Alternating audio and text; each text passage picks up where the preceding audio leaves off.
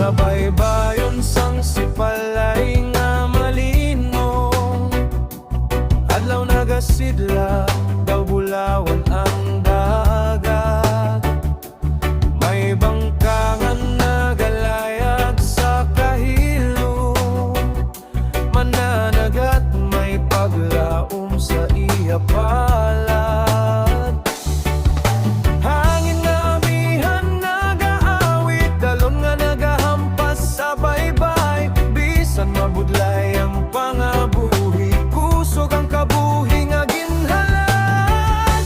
Mananagat sang sipalay, sa dagat dito ang iya kabuhi. Pasko man ang balod nga nagahampay, padayon gihapon wala nagasuko.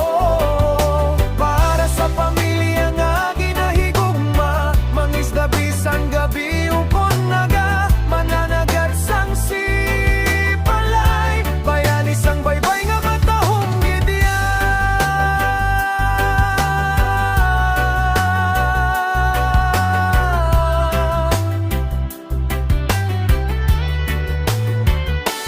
bitbit niya ang pukot ka pagtuo, sa bulan kag bituon nagasali.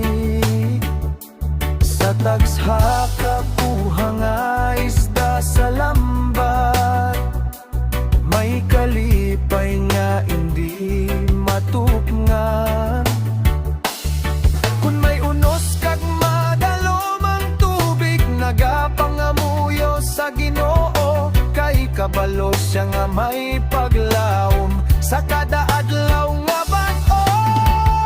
Mananagat sang sipalay, sa dagat dito ang iya kabuhi. Pasko man ang balon nga nagahampay, padayon gihapon wala nagasuko.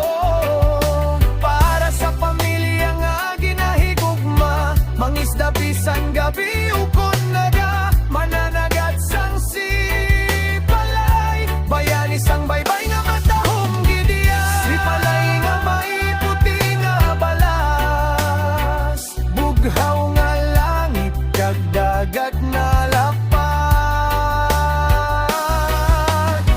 Dito ginbato ang iya pangarap, sa lambat ginahikot ang kabuhi kag handog. Mananagat sang sipalay, simbolo sang kusog kagugma. Sa kada balod nga iya ginbuntog, may istorya sang sakripisyo kag paglaom.